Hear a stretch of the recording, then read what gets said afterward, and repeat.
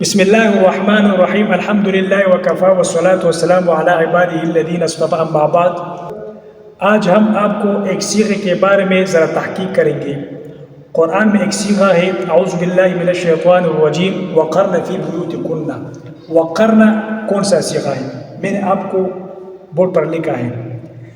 اکثر طلباء جب اس صیغے کو حل کرتے ہیں تو ان کو یہ صیغہ ذرا مشکل لگتا ہے، کیونکہ اس کا یہ ظاہر شکل جو ہے نا قرنا، یہ خفنا کی طرح لگتا ہے، جیسے خفنا، خاف یا خاف سے خفنا صیغہ ہے نا، یہ بھی صیغہ جمع مؤنث مخاطبات فی امر حاضر معلوم سے ہے۔ خاف یا خاف، خف خافا خافو خافت خافتا خفنا، تو دیکھو ظاہر شکل کے لحاظ سے دونوں ایک جیسے ہیں۔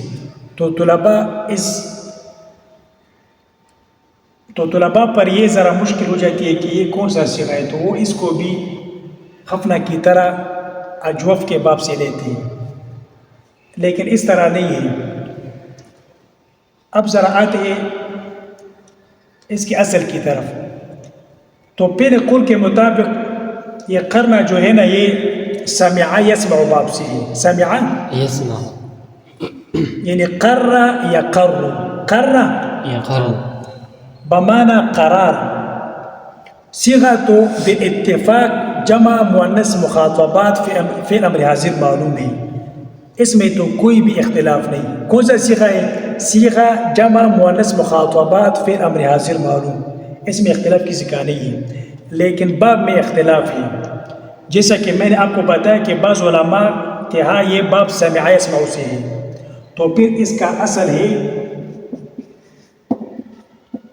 ایک ررنا، جیسے کہ اسمعنا، اسمع، اسمعا، اسمعو، اسمعی، اسمعا، اسمعنا، تو پھر کیا ہوا؟ رائے اول کو خلاف القیاس حذف کر دیا گیا، تو اس کی حرکت قاف کی طرف منتقل کر دیا گیا، تو جب قاف متحرک ہوا تو حمزہ وصلی جو ہے اس کی ضرورت ختم ہو گئی، تو حمزہ وصلی کو حذف کر دیا گیا، تو قرن ہو گیا۔ ٹھیک ہے، دوسرے قول کے مطابق اس کا اصل ہے ایک ررنا۔ اس صورت میں یہ ضرب یضرب کے باب سے آتا ہے، قر یا قر، جیسے فر یا فر ہے، تو پھر اس کا اصل اقررنا ہے، یہی تعلیل ہوگی کہ را کو حذف کر دیا جائے گا اور کاف، اس کی حرکت کو کاف کی طرف منتقل کر دیا جائے گا، تو حمزہ وصلی حذف ہوگا، تو پھر اس صورت میں یہ قرنا ہوگا۔ اس لیے اس میں دو قرات ہیں، ایک ہے وقرن فی بیوتکن اور دوسرا قرات ہے وقرن فی بیوتکن۔ اس کا معنی ہے تم عورتیں قرار پکڑو اپنے گھروں میں، یعنی ٹھہر جاؤ۔ لیکن علامہ زمخشری نے ابو الفتح حمدانی کے حوالے سے ایک نقل کے حوالے سے ایک قول نقل کیا ہے کہ یہ قار یقور سے ہے۔ کس سے؟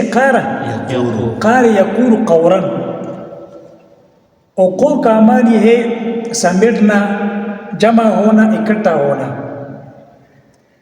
یعنی منقطع ہونا۔